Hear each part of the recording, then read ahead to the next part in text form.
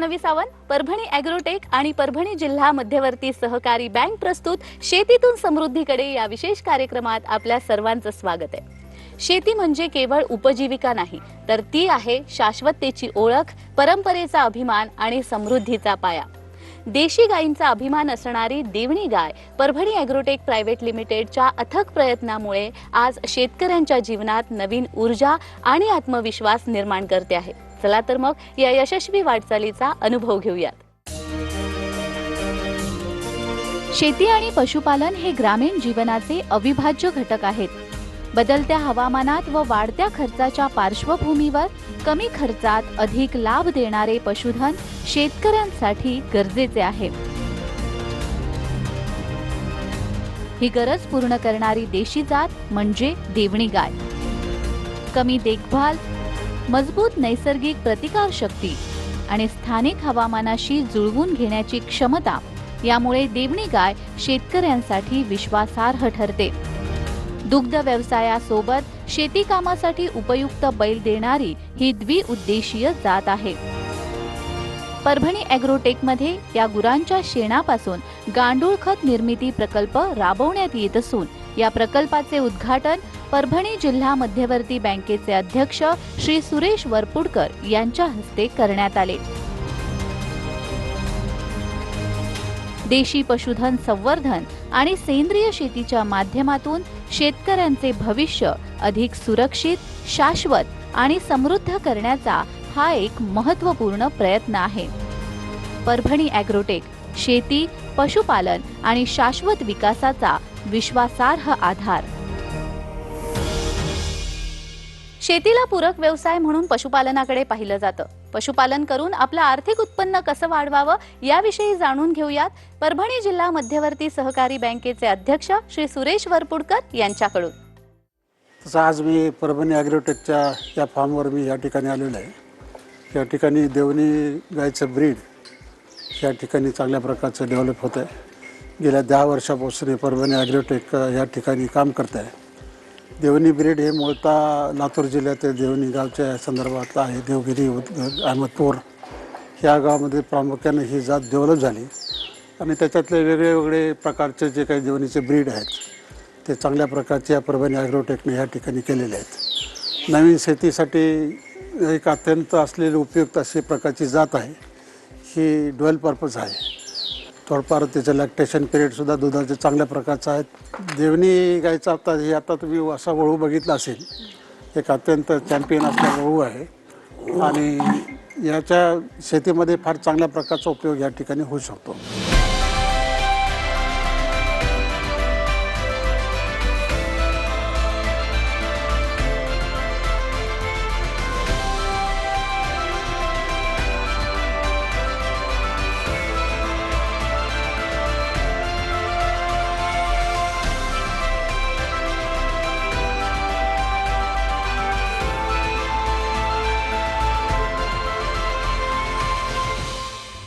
शेतकऱ्यांचं उत्पन्न वाढावं आणि आधुनिक तंत्रज्ञानाचा वापर करून शेतीला पूरक व्यवसाय शेतकऱ्यांनी सुरू करावेत, यासाठी परभणी मध्यवर्ती जिल्हा सहकारी बँकेद्वारे काय योजना सुरू आहेत जाणून घेऊया श्री सुरेश वरपुडकर यांच्याकडून।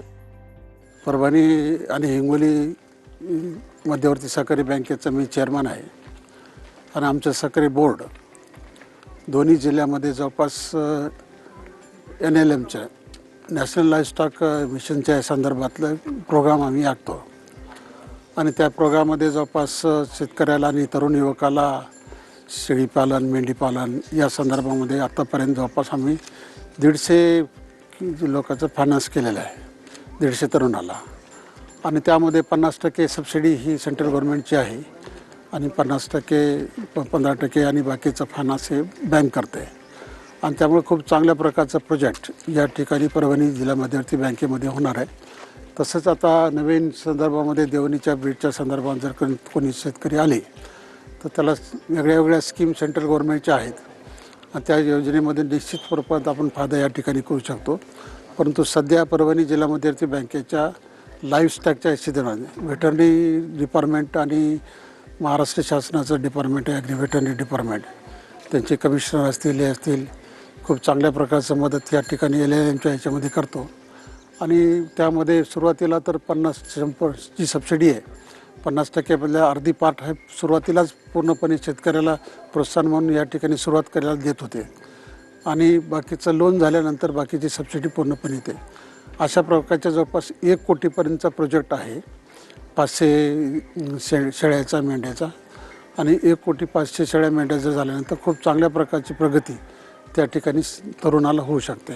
अशा प्रकारची स्कीम आमच्या परभणी जिल्ह्यामध्ये खूप चांगल्या प्रकारची चालू आहे. नॅशनलाइज बँकेच्या संदर्भामध्ये खूप अडचणी येतात शेतकऱ्याला, म्हणून कोऑपरेटिव्ह बँकेमार्फत जरा इझी आहे फायनान्स आणि तो फायनान्स करण्याच्या दृष्टिकोनातून जर सुरुवात केल्यानंतर महाराष्ट्रामध्ये पुन्हा DCC बँक असेल, परभणी DCC बँकेत सध्यात जास्त प्रोजेक्ट केलेले आहेत आम्ही महाराष्ट्रामध्ये ह्या प्रोजेक्टमध्ये आणि म्हणून तरुण हा परभणी आणि हिंगोली मध्यवर्ती बँकेकडं जास्त अट्रॅक्ट होतो.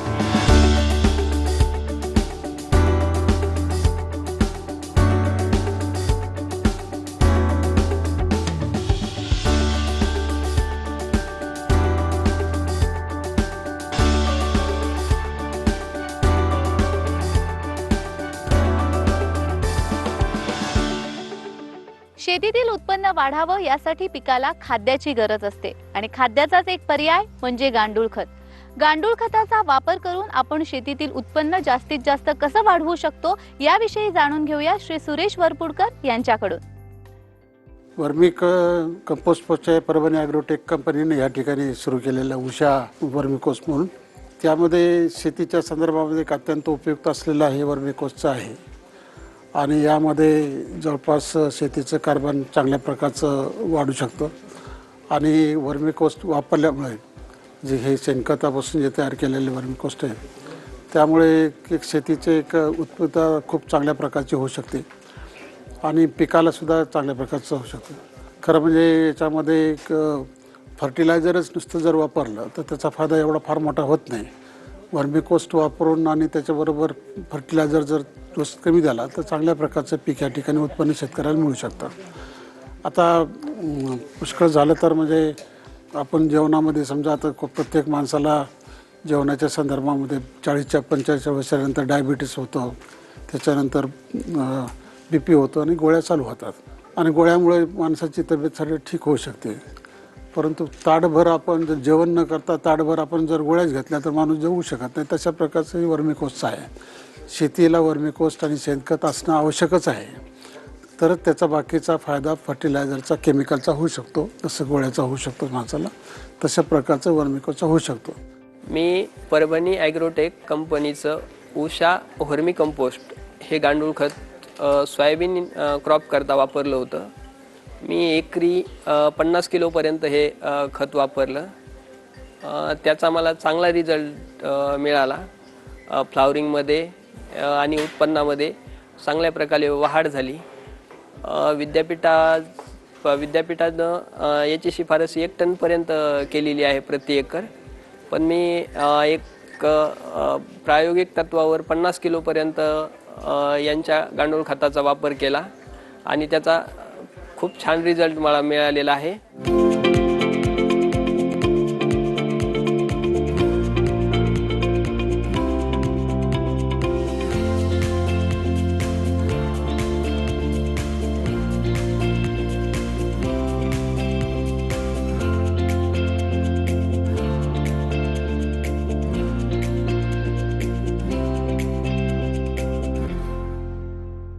महाराष्ट्राच्या मातीत रुजलेली, काळाच्या परीक्षेत तग धरलेली आणि आजही शेतकऱ्यांच्या विश्वासाची साथ देणारी देवणी गाय. या देवणी गायीबद्दल आपण जाणून घेणार आहोत परभणी ॲग्रोटेकचे MD श्री कुंदन देशमुख यांच्याकडून. देवणी गाय निजामांनी मागच्या 400 वर्षापूर्वी लातूरमध्ये उदगीर इथे त्याचं जन्मस्थान म्हणता येईल. त्यांनी प्रामुख्याने ही गाय याच्याकरता डेव्हलप केली कारण त्यांना दारुगोळा मूव करायचा होता आणि त्यांना एक धष्टपुष्ट बुल्सवाले ब्रीड बनवायची होती. त्यावेळेस त्यांनी आपली डांगी लोकल एक गाय आणि व्हाईट गीर गाय याचं ब्रीडिंग केलं आणि त्यापासून त्यांनी ही गाय बनवली. उद्दिष्ट होतं की ही दणकट जनावर असावं जे दारुगोळ्याची वाहन करत आणि सेकंड उद्दिष्ट होतं की बाबा याचं मिल्किंग कमी आहे, पण ते शेतकऱ्यांना थोडं बहुत बेनिफिट भेटो. पण मेन उद्दिष्ट होतं की ही एक बलवान जात बनव. ओके. आणि त्यांनी त्यावेळेस 400 वर्षापूर्वी खूप चांगल्या प्रकारे काम केलं. आणि ही गाय आजच्या डेटला महाराष्ट्रामध्ये आहे, कर्नाटकाच्या बॉर्डरला आहे आणि आंध्र प्रदेश तेलंगणाच्या बॉर्डरला आहे. पण याचं मेन मूळ उदगीर आहे लातूरमध्ये, आणि तिथे महाराष्ट्र गव्हर्नमेंटचा मोठा फार्म पण आहे.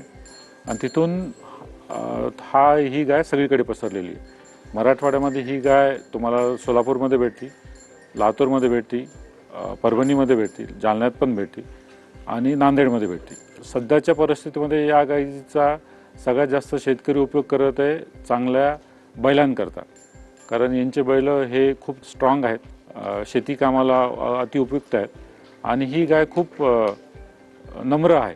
त्याच्यामुळे याचं जास्त म्हणजे ॲग्रेशन नाही आहे.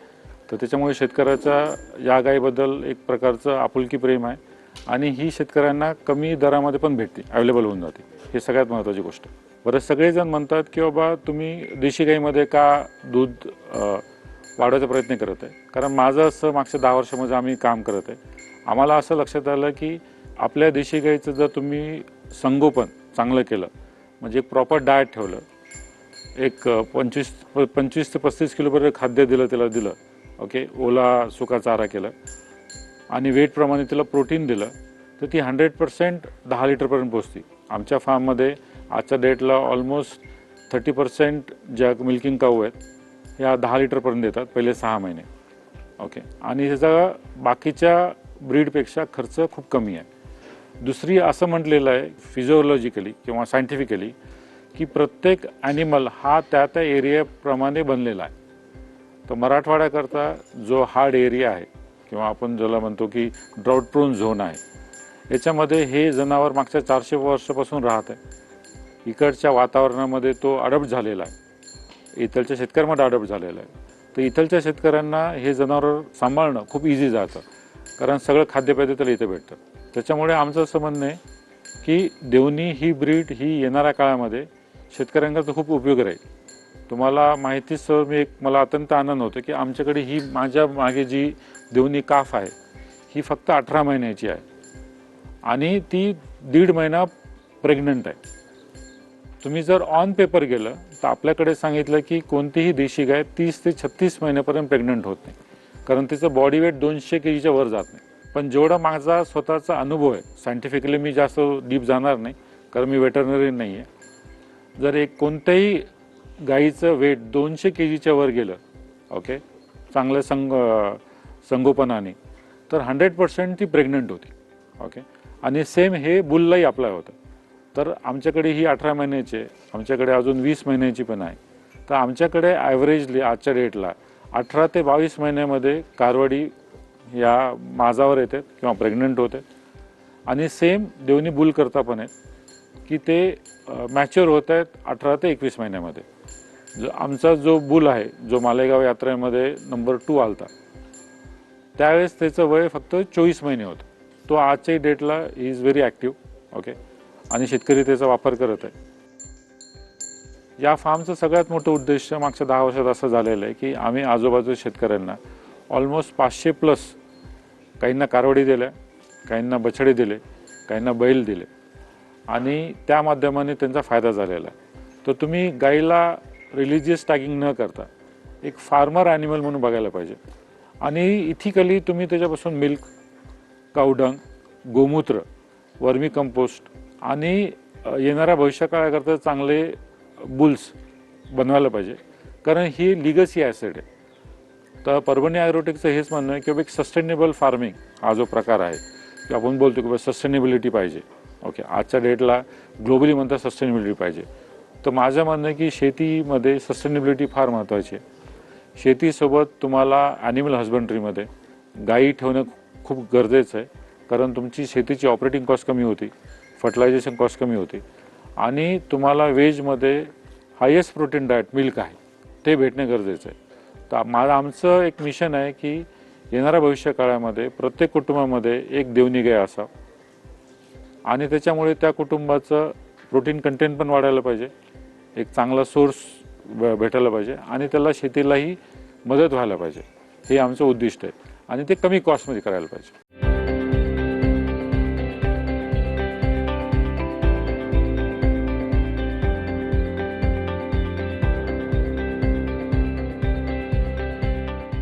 कार्यक्रमात वेळ झालेली आहे छोट्याशा विश्रांतीची. तुम्ही कुठेही जाऊ नका, पाहत रहा शेतीतून समृद्धीकडे.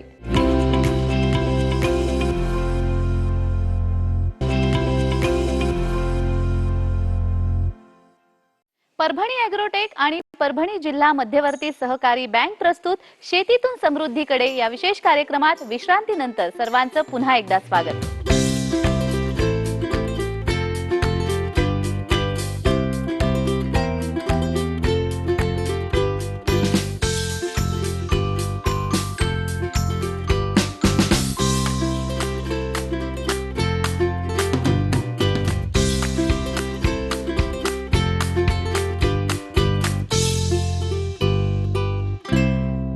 गेल्या 10 वर्षापासून आम्ही इथे देवणी आणि लाल कंदारी ह्या 2 ब्रीडवरती एक संगोपन सोडून एक सायंटिफिक ब्रीडिंग प्रोग्राम चालू केला होता.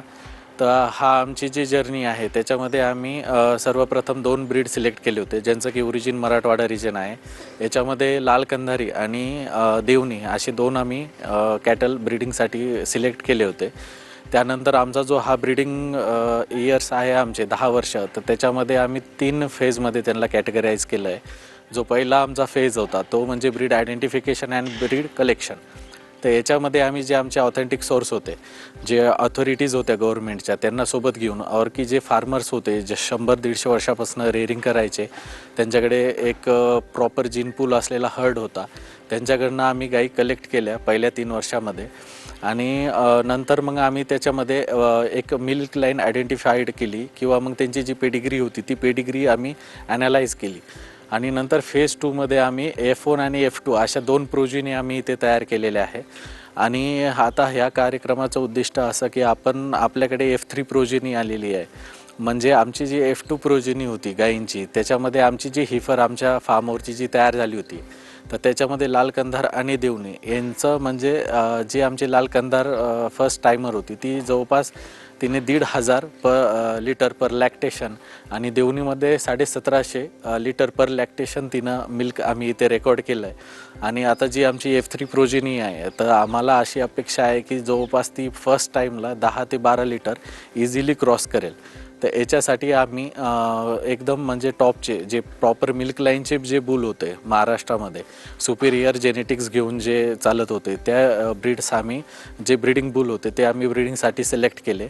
आणि आता आमची F3 प्रोजिनी येत्या 1 वर्षामध्ये मिल्किंगवरती येऊन जाईल, तर तेव्हा आपल्याला त्यांचा रिझल्ट चांगल्या प्रकारे दिसेल. गेल्या 10 वर्षापासून श्री कुंदन सर देशमुख यांचा हा देशी संगोपनाचा एक प्रकल्प राजनीती अवेलेबल आहे. कमी खर्चामध्ये एका शेतकऱ्याला पुरडेल अशी एक देशी संगोपन हे सर करत आहे. यांच्याकडं देशी गाईमध्ये लाल कंधार आणि देवणी ह्या 2 जातीच्या ब्रीड आहे. खूप असं अमूल्य योगदान यांचं आहे की ह्या ब्रीडमध्ये दुधाचं प्रमाण 3 लिटरपासून 10 लिटरपर्यंत येतं. त्याच्यानंतर ह्या गाईमध्ये असं वैशिष्ट्य आहे की खूप कमी खर्चामध्ये, खूप कमी चाऱ्यामध्ये, खूप कमी जागेमध्ये याचं संगोपन केलं जातं. जे आज जागतिक पातळीवरती लंपी हा आजार खूप झाले असल्यामुळे आणि यांच्याकडे वॅक्सिन, डाएट आणि आहार पुरेपूर असल्यामुळे ह्या जनावरांमध्ये आजाराचं प्रमाण खूप कमी आहे. परभणी ॲग्रोटेक या फार्मवर मी गेल्या अनेक वर्षापासून व्हिजिट देत आहे. यांच्याकडनं देवणी जातीचे गाई व बुल मी आमच्या शेतावर नेलेले आहेत आणि यांच्याकडनं दरवर्षी बराचसा या ब्रीडकडनं लाभ मिळतोय मला. 2003 पासून जो हा फर्म राजनी परिसरात जो परभणी ॲग्रोटेक हा फर्म चालू आहे, याच्यापासून राजनी परिसरातील बऱ्याच शेतकऱ्यांना याचा फायदा झाला आहे. यांच्यापासून बऱ्याच शेतकऱ्यांनी एक प्रेरणा घेऊन मार्गदर्शन मिळालेलं आहे. त्यामुळे आमच्या राजनी परिसराचा खूप फायदा झालेला आहे. खूप शेतकऱ्यांचा फायदा झालेला आहे. इथं बऱ्याच शेतकऱ्यांना मजुरांना काम मिळालेलं आहे. त्याच्यामुळं परभणी ॲग्रोटेकचे आम्ही खूप खूप आभारी आहोत.